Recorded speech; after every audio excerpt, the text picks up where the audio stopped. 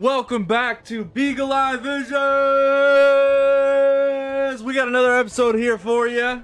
Episode number 16. Expressions of Natural Law. This is going to be another awesome one. I absolutely love this podcast. I hope you guys have been paying attention. Hope you guys have been grinding along with me. Stay in tune. Stay tuned for later today. We will be posting a review of our sponsor, Dubby. We have a Dubby package that's supposedly going to be delivered today. And we will be doing a taste unboxing review random video. Pretty excited for that. So stay tuned. And we're going to get some knowledge here. This is take 2 because Titan Quest is such an awesome game. And it never crashes, especially on console. It never crashes. I'm totally being sarcastic. But I know we're still in Chang'an, but we're gonna take this path right here. I don't think I've shown the internet the legendary Yao Guai. He's a tank. He's a chunky Yao Guai. We're gonna take him down, and then I'll show. If there's time, I'll show you a path that I have not shown the internet yet.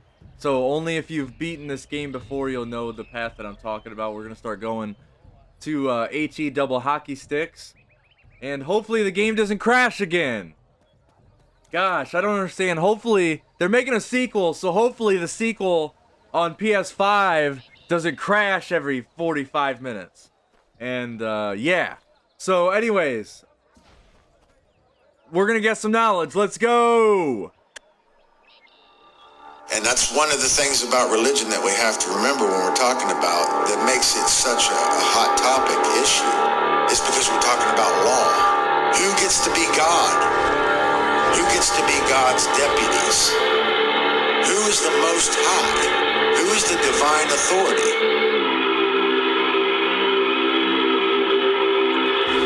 It's all about the claim to the Most High. The only way that somebody can be higher than us is if we give away our power. Because there's nobody, we're all equal. But we're not equal in our knowledge, so ultimately I think it does have to be a hierarchy, but it has to be a cooperative hierarchy like a bee colony. It's about what our value system is, what we care about.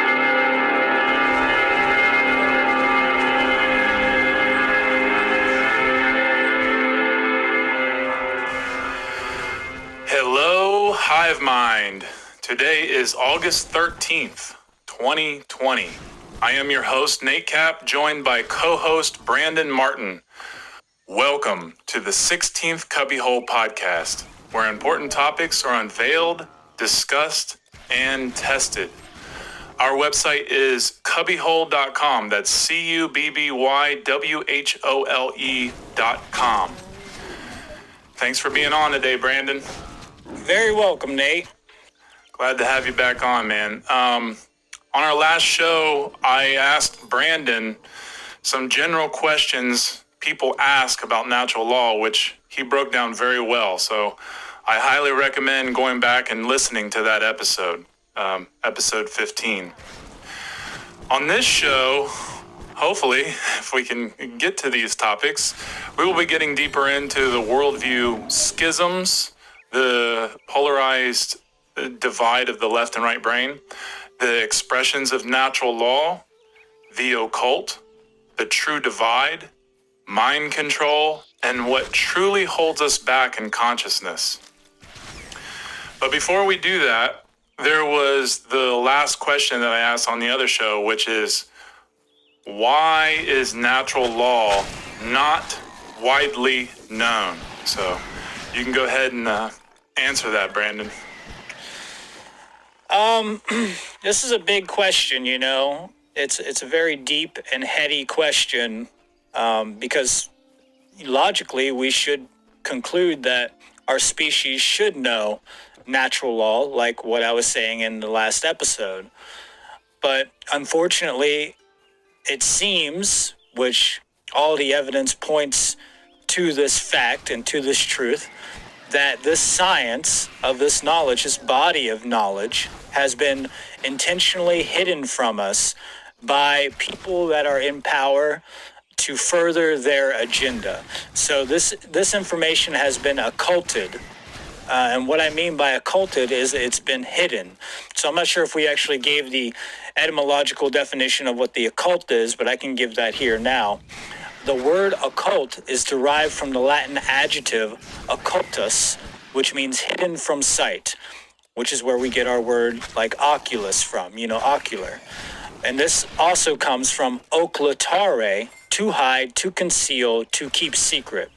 Both are in turn derived from the Latin noun oculus, which means eye.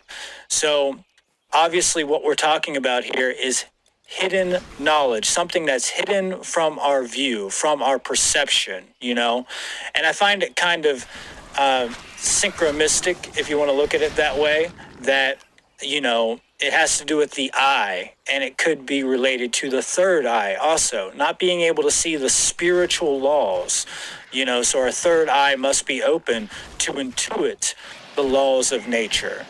And that's something I wanted to point out on the last show too, was that you have to have an intellectual ability and an intuitive ability to look at the laws of nature. You can't just look at it from the intellectual point of view. Though that's one way you can, you're still missing out on the holistic picture of it, because a lot of it has to be intuited. And a lot of people won't look at that as a form of science, but intuition is a form of science if you understand it correctly. It is an initiation of getting to that left brain science, of going on that path to find those answers and to come to an accurate understanding through testing and observing and repeating, etc. So the occult knowledge that we're talking about here that has been hidden is natural law, and it's held by few, and the masses, well, I should say the ignorant masses of humanity are in the lack thereof of this knowledge. And so it has been intentionally withheld from us to create a power differential between those who hold that knowledge and those who do not. The dark occultists don't want us to understand natural law because they want us to act in immoral ways to promote their slave system. They want us to continue to not understand the difference between right and wrong, to be morally relativistic so that we are easily controlled. Because when we understand ourselves, when we understand the occult, when we understand natural law, we take our power back. We take the authority back that we've been giving over to them, which is only vested in the individual. You only have the authority to rule yourself. And really the only authority in the universe is the truth, ultimately. But if we own ourselves, I'm just saying you have the authority over your own body and what you do it. And responsibility would be a better word for that. It is your responsibility. It's your property. It's, you own yourself. And they don't want you to understand your sovereignty, because if you do, then you're not going to be a slave and you're not going to play their games anymore. You're not even not going to play their games. You might still play the game of chess that's being played, but you're going to know how to play it astutely. You're going to know how to win the game, and you're going to know how to win it in very short moves, like very quickly, because this knowledge is the most crucial. It is the most critical for the evolution of our species to understand. If we don't understand this, then we cannot evolve. I pointed this out the other day, that whenever you're looking at the origins of the species, you don't look for the technological advancements for the evolution. You look for the moral advancements, because that is what really evolves the species, is whether they're living in harmony with the laws of nature or not. And this is proven.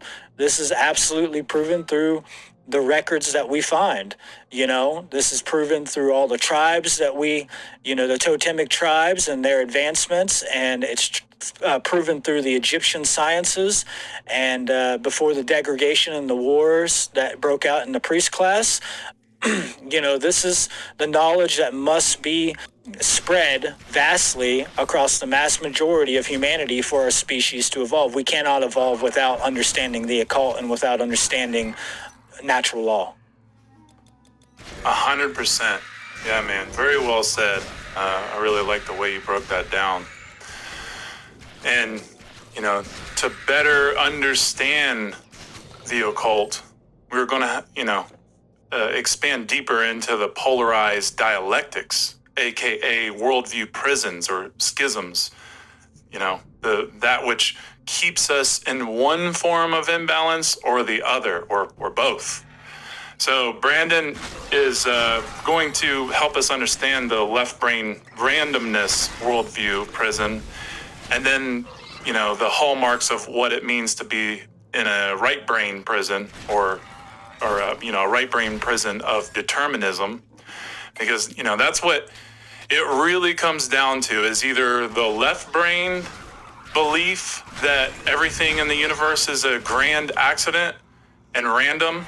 So basically, everything is mechanized only, or the right-brained imbalance belief that life is determined and we are all victims, aka, no free will choice to make any real change. So if you want, Brandon, go ahead and let us know a little bit about the polarized dialectics, the worldview schism. Absolutely. And I mean, you hit it right off the bat very simply. Randomness is that left brain association to how the universe is created. The universe is a grand accident, is what they say, like you stated. And if you just give me this one thing, this one point of creation, then I can give you everything else from that point.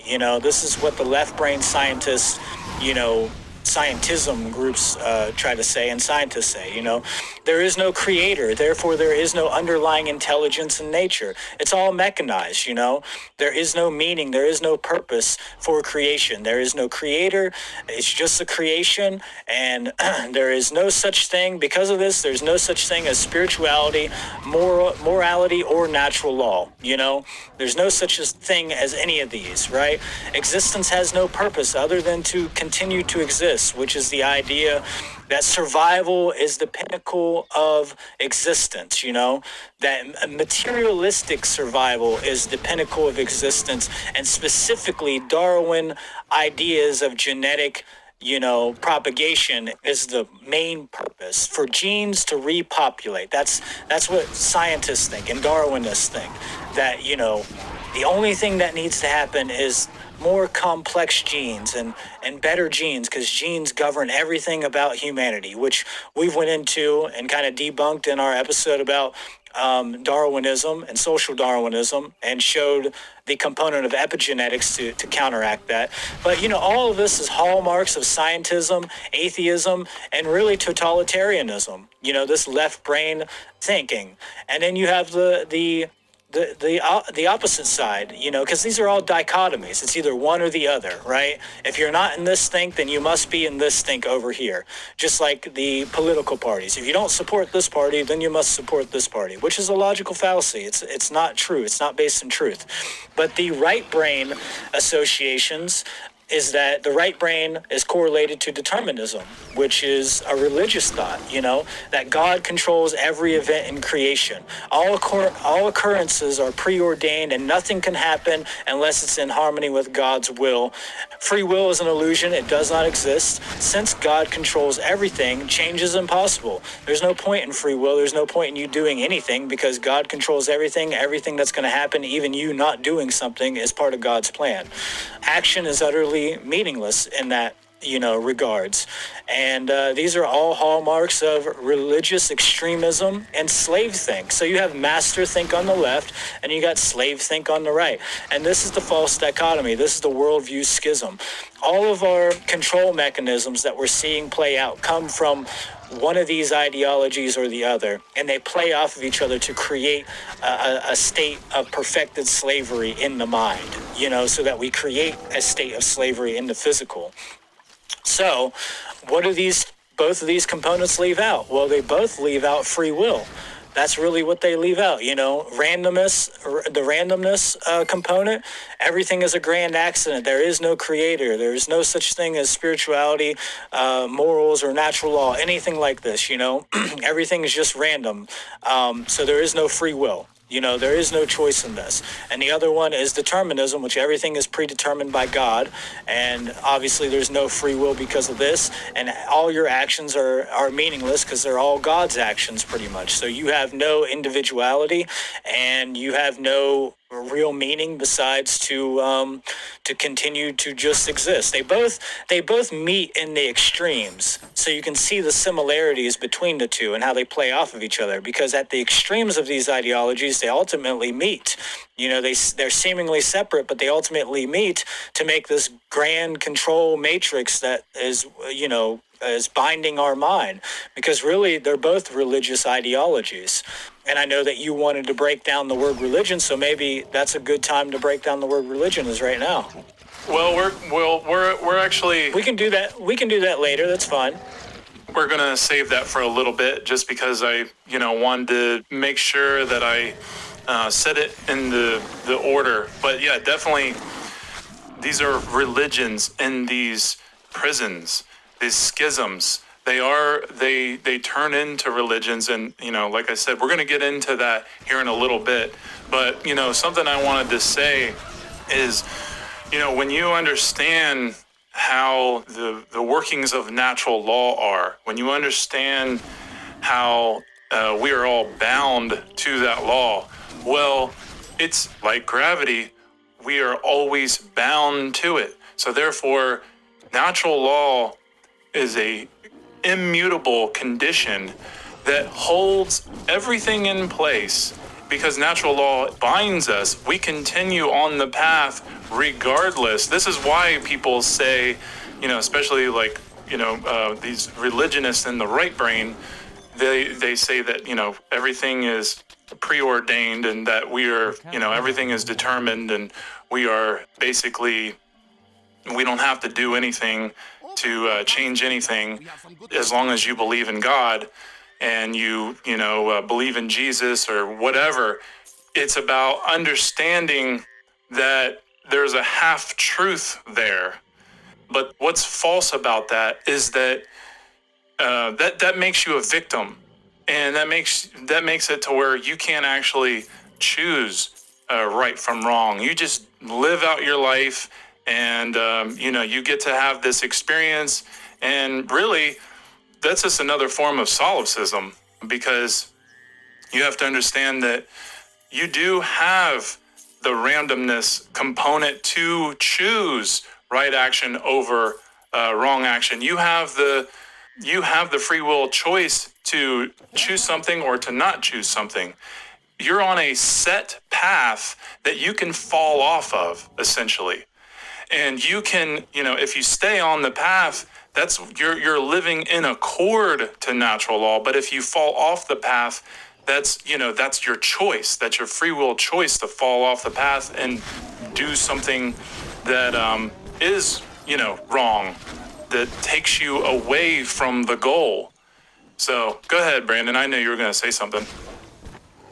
Well, absolutely. I feel that what you said was, amplifying what I was trying to make clear a moment ago. And this is something I forgot to say, which is, determinism, that's natural law. Natural law is deterministic. So yeah, both of these components are a part of reality itself. Randomnism and then determinism. They both are a component to reality. Randomness is the randomness idea, or the randomnism idea, is free will. That's the free will component. And the deterministic component is the natural law governing dynamics, the boundary conditions, which we're all, bound by. I don't know how else to say it besides that we're all bound by these conditions. That's why it's deterministic, it's determined. And we also have to understand that that word implies something that has determined that, which implies a creator, So for you to believe in natural law, for you to believe in karma, you have to, at some level, pre-assume that there is a creative force, an underlying intelligence to nature, and that's what left brain scientists don't want to admit. Yet you get all these scientists that study quantum mechanics, and then eventually they come out and they're like, oh yeah, there's nothing but an intelligent force working underneath of nature. If I go far enough into science, I realize that there is a God, is a quote from one quantum physicist. I can't remember who said that, but you have these it's another dialectical manipulation. You have Darwinism and creationism. You have matter is supreme, and then you have spirit is supreme.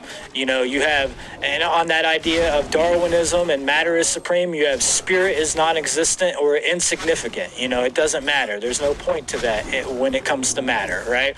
There is no underlying intelligence or consciousness in nature. That consciousness is not a part of how the fabric of nature is created.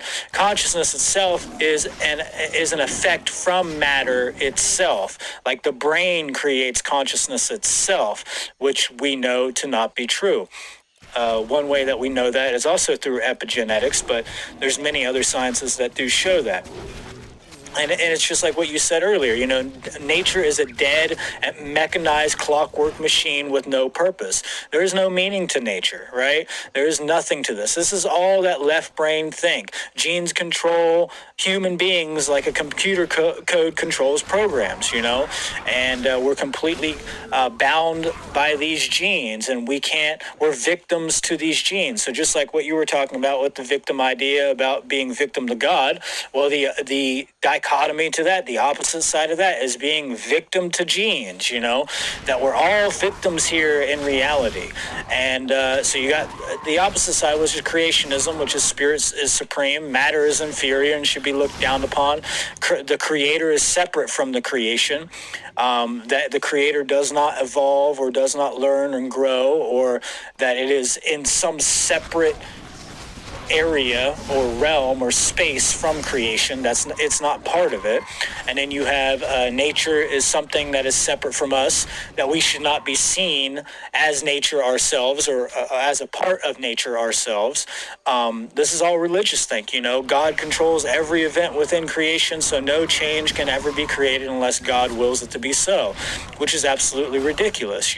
We know that we have free will, but we also know that there are laws that we can either live in harmony with or not live in harmony with. So we're trying to strike a balance between the two. That's the key here. That's the key of our entire message, I feel, for all of the work that we're going to be putting out as the main grassroots solution, which is striking a balance between these ideologies and finding the objective truth and the moral compass, the moral north that we need to go, Exactly. Finding our true north with these things and really, applying ourselves with that understanding of that knowledge. So we need to get rid of these two entrenched paradigms that are completely stagnating human consciousness and get into the middle and take what is truthful out of both of them, Right. Which is matter and spirit are together. We are spiritual beings experiencing something in the physical form, that we have a say-so in. We have a say-so in what is taking place in our condition. We get to say that we can change the condition that we are experiencing based off what we're doing in our reality and what we're putting into ourselves and what we're putting out of ourselves because of the quality of that, So Exactly. it's good stuff, then we get good stuff. It's bad stuff, we get bad stuff.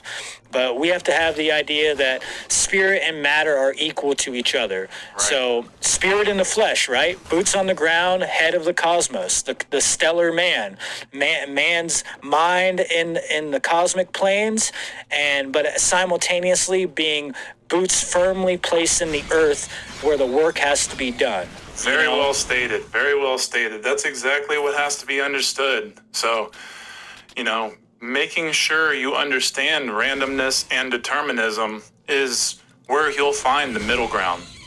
And it's a very nice little sweet spot of very, very powerful knowledge that will definitely empower you and help you because you can't understand the one, the truth, the natural law and free will together without the two, which is randomness and determinism.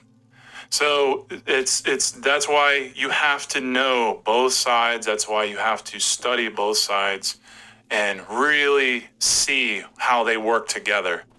So how do we come to know and understand how natural law works or operates in our lives? Well, there's 5 basic expressions, which are the generative force, the initiative expression, internal expression and the external expression, and the fifth, which is the manifested result. And that's the other expression. So each of these 5 expressions come with a positive and negative aspect. So that totals 10 expressions altogether. So 5 positive and 5 negative. Brandon is going to lay out each of these 5 expressions and describe how each one generates a positive and or negative expression manifested. Right. It starts with the inner and then manifested into the outer. So yeah, I mean, these are known as natural law expressions, and pretty much we have 2 that we start out with: a positive and negative expression. Generative polarity is what we could call it. You know, what we use to create with. What are we starting out with? What's our starting material here for this alchemical process that we're going through? So we have our positive expression, which we could call love or consciousness. And what I mean by love, and what others have stated very wellly, is that we're talking about agape or agape, which is the highest form of love. So the Greeks said, you know, they had different sets of love that you could break down because, you know, love is so ambiguous. To use one word to explain such a complex thing is very, very limiting. So they would break it down. One set of labels they had for it was in 7, and then they had another one in 3. And we'll just use the 3 for this show. But the Greeks had 3 different words for love. They had a set of 3, and you had eros or eros, and this was, you know, also one of their gods in their mythological, you know, systems, which was the god of love. This is about passionate love, like physical desire. This is about mate's love. You know, this is about your love with your girlfriend or your significant other or your wife or something like this, you know. Then you have philos, which is a familiar love, which is the love of the mind, which is like, I love my skateboard. I love my ability to skateboard. I love these other things that are more like it's more like a mental abstraction in a way when you get into philos. And then you have agape, which is universal love. Which is the expansion of consciousness. You know, this is what moves evolution forward. This is what moves our species forward into more complex forms and into a higher state, or we could just call it ascension.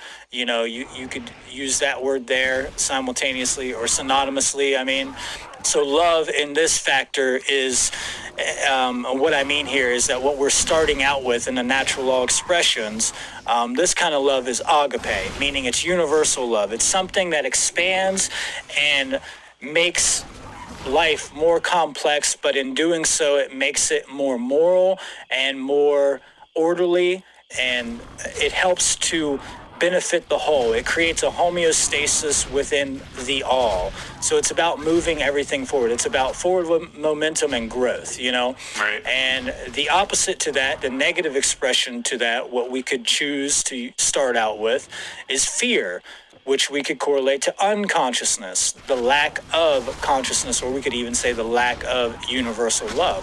So fear is the opposite of that expansive force. It's a contracting force.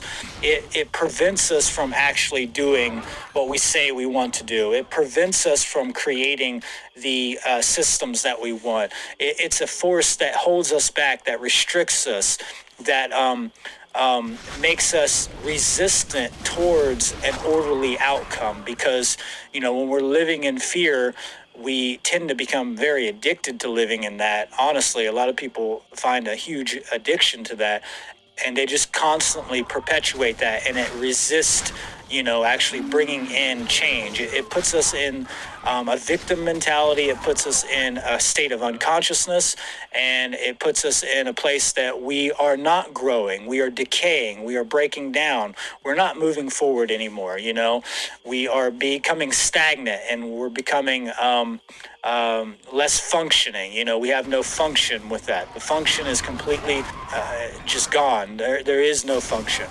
But from this, if we move linearly down, like let's imagine this, because I know we don't have slides right now. Slides will be up eventually.